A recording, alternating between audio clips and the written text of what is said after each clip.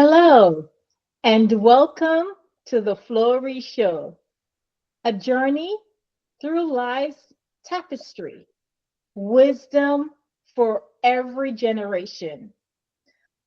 On today's show, we talk about where generations intertwine, sharing stories, insights, and dreams. Whether you are a seasoned sage or a curious young mind, we are all part of the grand classroom of life. With me, I have my co host, Mike Ryan, and today we have a returning guest. You may recall our last one of our previous conversation was around quantum computing. And here we have once again with us is Dr. Michael Hehenberger, and he will talk about what it means about quantum consciousness across generations. And in this thought-provoking journey, we'll delve into the future of quantum computing, the philosophical implications of emerging technologies, and the influential thinkers who have shaped our understanding of these very complex topics. Join with us and welcome once again our returning guest, Dr. Hehenberger. Dr. Hehenberger, welcome again. Thank you, Nicole. Welcome, Michael. Great to see you again, and we'll say it for the record: Happy New Year, both for those that are watching us from China. Hung Fak Choi for the New Year's of Chinese. 2025 is a very special year because it's the 100-year anniversary of quantum theory. Wow! So it's in 1925 that theory was discovered in three different ways by Schrödinger and Heisenberg and Dirac. And the Schrödinger version of it is a wave mechanics version. That's really the one that has influenced quantum computing the most. Also, he coined the term entanglement. I'm also very proud that he is an Austrian like me. Yeah, very good. We're happy that you're here and that history lesson. So happy birthday to quantum computing as well. And actually, my PhD in quantum chemistry is 50 years old. Oh, well, happy birthday to quantum. We got just a potpourri of birthdays and celebrations and milestones. So thanks for sharing that, and we'll be testing the audience afterwards, Michael. So, Michael, the last time we were here, we talked about just quantum revolution and redefining computation. We had indicated that quantum computing harnesses the principle of quantum mechanics. Now, today, as we continue this dialogue around quantum computing, as it continues to advance and the promising exponential breakthroughs that we're anticipating in the future, what are some of the most significant societal implications you foresee in the next, let's say, 5 to 10 years, or even the next 2 to 3 years?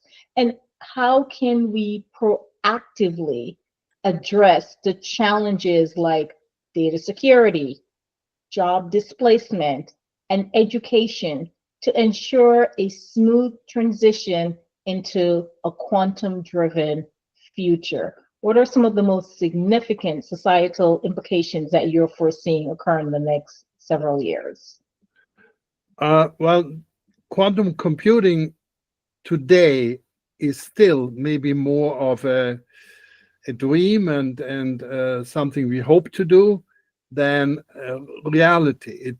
It will take a few years before we have it fully going and working, I would say, in a way that really provides value. But we're all convinced that it's going to happen. And I just heard that the founder and leader of NVIDIA, which is now the most important classical computing chip company because it provides all the chips for AI, and it's valued at more than $3 trillion. So it really has emerged as a very important leader, that he has made a prediction that it's going to take, I think, 20 more years, but I think he's wrong. And I think he's also wrong because his technology is going to help accelerate quantum computing. Hmm. Because what's going on right now with AI is really a revolution. But quantum computing is not only going to have an impact on machine learning and AI, it's also going to have impact on other important industries. You already mentioned quantum information encryption, where we this algorithm developed by Shor in the 1990s is going to exponentially increase the time it takes to factor a big number, which is the basis of encryption. So it's going to revolutionize this. It's also going to revolutionize healthcare life sciences, because we will be, with quantum computing, we will be able to go from protein-based research to cell-based, which is a huge step. So I think in pharmaceutical research with quantum computing, we can expect a lot of new development and breakthroughs. And in other industries as well, like in the chemical materials, everything that has to do with logistics, because we have the other important algorithm, Grover's algorithm, that allows us to search in unstructured databases much more efficiently, and as a quadratic improvement. I'll give you an example. You have a phone book with 1 million pages, and you want to find one phone number in that phone book. If you do that with classical computing, you have to search some 500,000 of those 1 million, half of those pages, the most efficient way of doing it. With quantum computing, it is with Grover's algorithm, it's only 1,000 pages. Mm. So you have a speed up from 1 million to 1,000. And the higher you go, the higher, of course, this quadratic speed up. So, and that is it's going to apply to machine learning, it's going to apply all optimization problems. And it's so I mean, we have with the what happened with NVIDIA and AI and the chip technology in classical computing, we had a huge, unexpected speed up. But combined with quantum computing, I think the sky is the limit. it just goes exponentially, which also brings the question around machines versus humans. And, when we start exploring, to your point, Michael, around the possibility of artificial intelligence, let's talk about artificial consciousness. What are some of the key implications, or what do you foresee as human and machine starts to interact more and more on a day-to-day basis in the future? How might our understanding of consciousness itself evolve, and what will we ever live to see consciousness being created in machines? Is that feasible? I think this is one of the most fundamental problems in philosophy. It's what is consciousness, and it's kind of started with Descartes, the French philosopher, who separated the body from the mind. So it's his famous dualism, that you have a body and then you have a soul and a mind that's separated from the body. And I think with Darwin's evolution and with Turing's intelligent design and Turing's test of what a machine would have to do to be considered a thinking machine like a human, with those two important developments, what we have now is a situation where most people would agree that you can no longer separate the mind from the body. It's all related to our brain. And if we understand how our brain works, we can build machines that work like our brain. What prevents the machine from being conscious? So that is really one of the big debates of today. And Actually, the Nobel Prize last year in December was given in physics. The Nobel Prize was given for machine learning, and one of the winners of the Nobel Prize, Geoffrey Hinton, who is now based in Canada. He's British born, but based in Canada. He developed a model in the 1980s where he modeled actually machine learning after the human brain, and did a bottom-up way of developing what we now really call the AI, machine learning, large language model based machine learning AI technology. And that is it is really important, and we cannot ignore it. And it's going to affect also society, because many jobs will be can be performed, at least can be, it's our choice, but it can be performed by machines.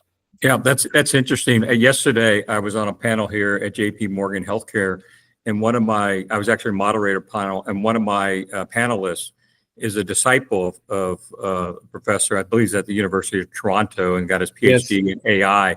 And he started a company called Atomwise about 12 years ago to take I think the things we're talking about as far as quantum and computing and others, and apply that to drug discovery and drug development.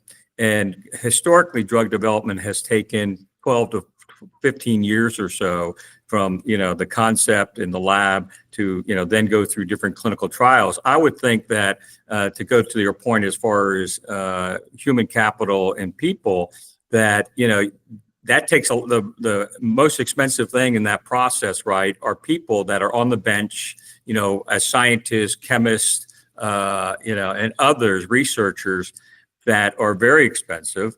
And will you be able to do with large data models and others? And I'm no scientist, and that's why we're talking to you.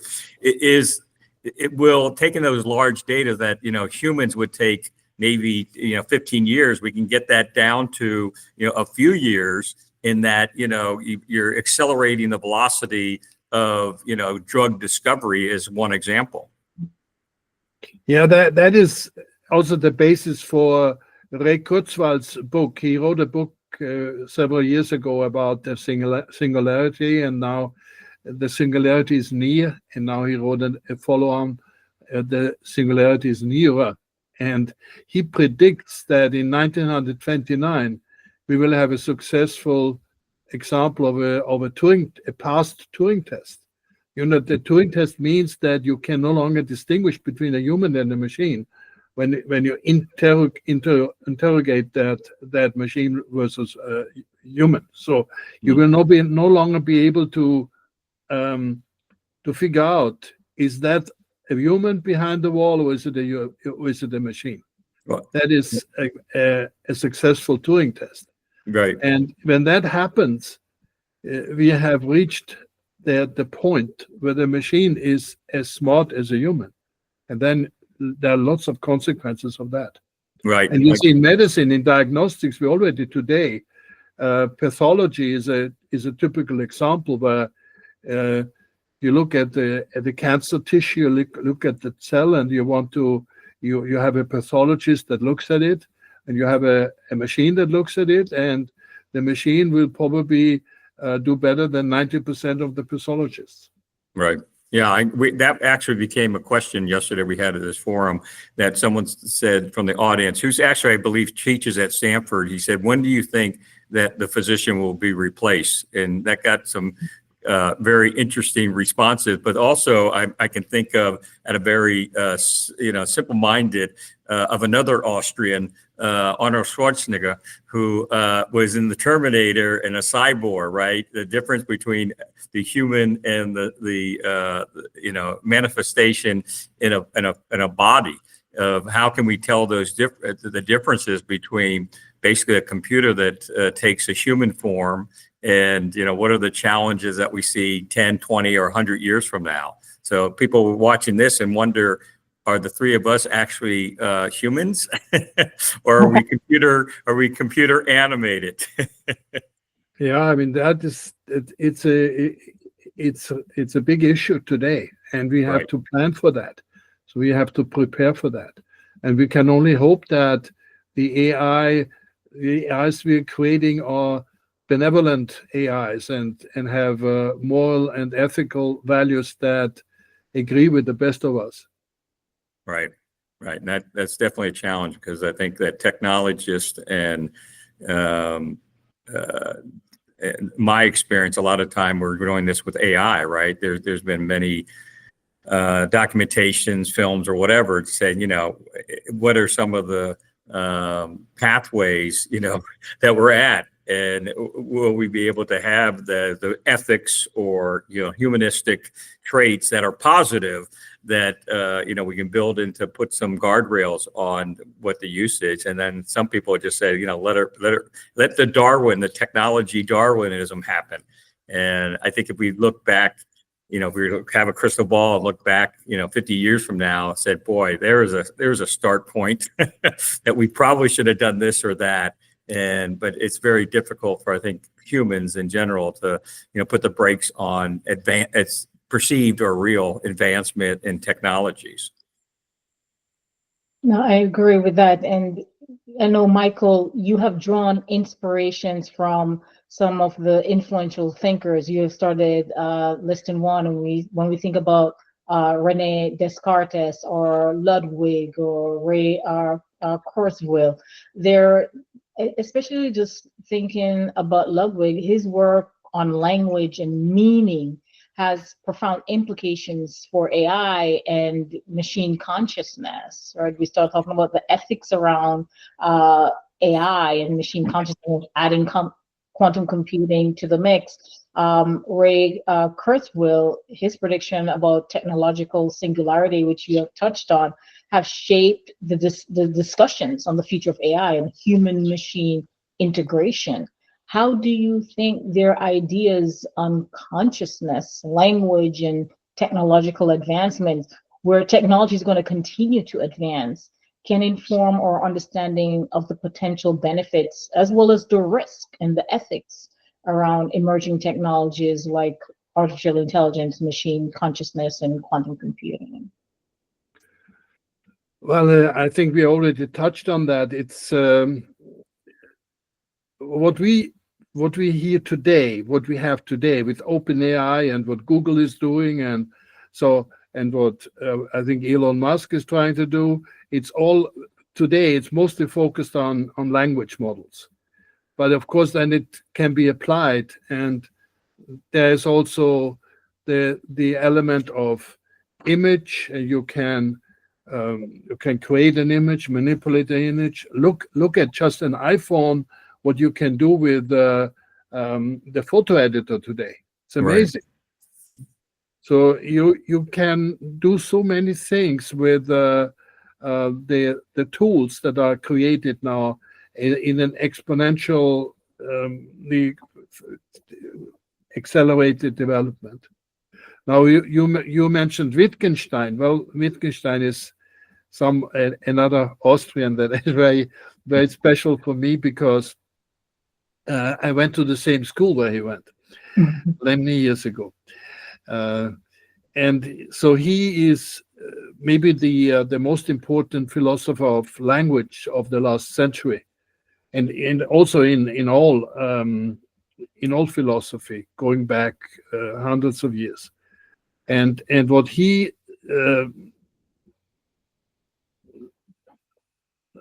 he focused on was that words actually get their meaning from how they're used in relation to other words. And there's a difference in language when you ask questions, you give orders, you make jokes. He even said that a joke is actually something that is very much at the limit of human intelligence. So to understand a joke, you really have to, I think that's one of the most difficult elements of the Turing test, understanding a joke. He said that a serious philosophical work could be written entirely consisting of jokes. But he was and he was really instrumental in getting our understanding of what language means and the philosophy of language. So those language models today are very much based on still on his ideas.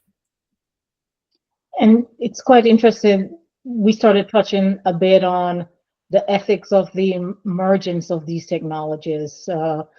If I may talk about individual rights and protecting privacy and the autonomy in a world that's becoming more ubiquitous with AI and quantum encryption, there are some societal impacts as well. You know, how we go about addressing the inequality and ensuring equitable access to transformative technologies.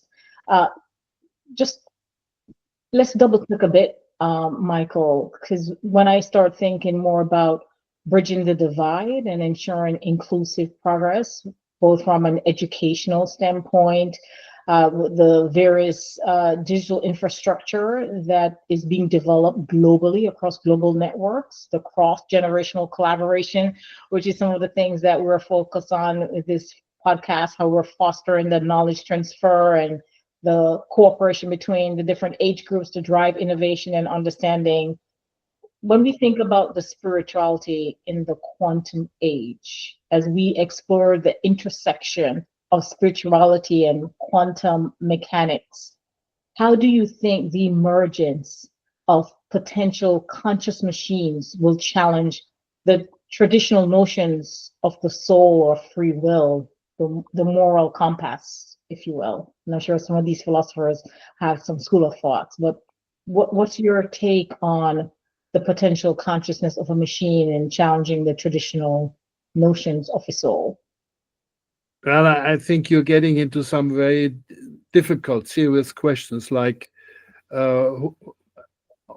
does God exist and things like that. So, because the more we understand how life started and the origin of life and the origin of language and what makes us special as humans, and the more we understand how our brain works and how our intelligence has developed and what it really means, the more we understand, the less we may need really God to guide us with that. So what in the past, in the age of Descartes still, he said that God kind of inserts the soul and the mind into our body. Now we are more and more understanding how everything works, and so we don't need God for that anymore. But I think many people would still say we need God for our moral values, for ethical values. It gives us the guidance, and if we don't keep that up, so if we just say you have a survival of the fittest philosophy and you don't care about ethics and moral values, then I think we are getting into very dangerous territory. And to that point, So we may still need God. We need God to kind of start the whole thing. We don't need God anymore to understand how everything came about with all living beings, including ourselves. But we may still need guidance to do the right thing, and also to make sure that AI is going on the right track. And so in terms of the mechanics, how we are able to build machines, we have gotten the initial guidance from God on how to do that. Now we still require the spiritual leaders, the philosophers, God to guide us on how we shape these ethical frameworks for these new technologies. I mean, we do have an understanding of science and faith, but now there's still that concept of a higher power, to your point, and how we best navigate the ethics to ensure that we do not widen the divide, but narrow that divide so that there is equality across this global conundrum that we're embarking on. Yeah, I agree with you. So from a religious and philosophical perspective, leaders are probably still grasping their arms and minds around this. As time continues, what is your guidance for us to ensure that, yes, we want to embrace the quantum future. We want to have the awareness to educate ourselves. We want to engage and participate in discussions and the decision-making process as we're building these emerging technologies. But what are some of the things you would like to share with our audience, things that we should keep top of mind as we embrace the future of quantum consciousness and what it means across generations? You started doing this, as you stated, today's quantum birthday, you did your quantum chemistry PhD 50 years ago. So we're spanning across generations, Michael, right? And it's still, what you did 50 years ago is still relevant today. It's still very relevant today. What are some of the things that you like to impart to our listeners as we embrace the quantum future? Well, I think I go back to my professor who 50 years ago gave me that degree, and he was a person that was guiding us in science, but also he loved mountains. He went out on mountain climbing in Norway and other places, and I think it's when you talk about God and you talk about the role, I think what you really want is embracing nature and respecting nature and respecting all living beings. And I think that should be a guiding principle for all of us, that we respect life and we make sure that life is preserved. I mean, we have so many, just talked about the wildfires now in California, what's going on. We have to make sure that our planet is healthy and that we can go on, even if, say, we have the emergence of AI and all that, but we have a responsibility to protect our planet and to make sure that life goes on and is not going to be destroyed by our actions. Mike, or non-actions for that matter. Yeah.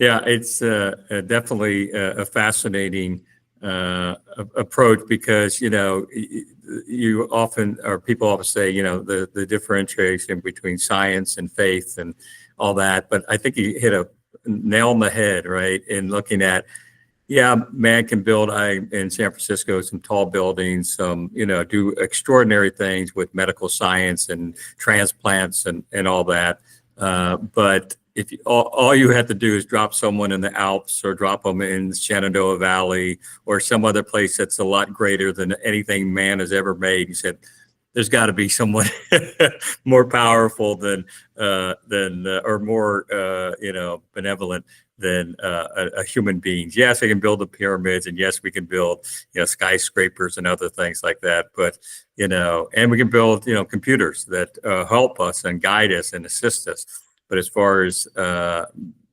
bringing together the creation, then it almost makes a believer in many of us, if not all of us. Yeah, I think that it's very important also to guide our young people. We need to educate the people. I mean, quantum theory is still kind of a complicated subject that it's difficult to grasp, but we know it's correct and we know it's, but on the other hand, there's strange things going on that are not so easy to explain. So I think we need to make sure that our young people get the proper education and they learn about those concepts, because they are very important. Without quantum theory, we wouldn't have computers, we wouldn't have television, we wouldn't have lasers, we wouldn't have, I mean, everything all the technology today is really based on understanding what's happening in the world of small micro particles like electrons and nuclei and photons. So we need to teach the next generation what this is all about, and then we need to make sure that the technology we are developing is used in the right way, in a way that, well, as we have discussed, it has ethical and moral values that we have developed over the years. And religion was very important in doing that. So we should not, I think, reject religion just because we don't need a God anymore for understanding what's going on. But we still need that guidance in areas. The spiritual guidance. Michael, it's a pleasure having you on the show once again. Thanks for coming.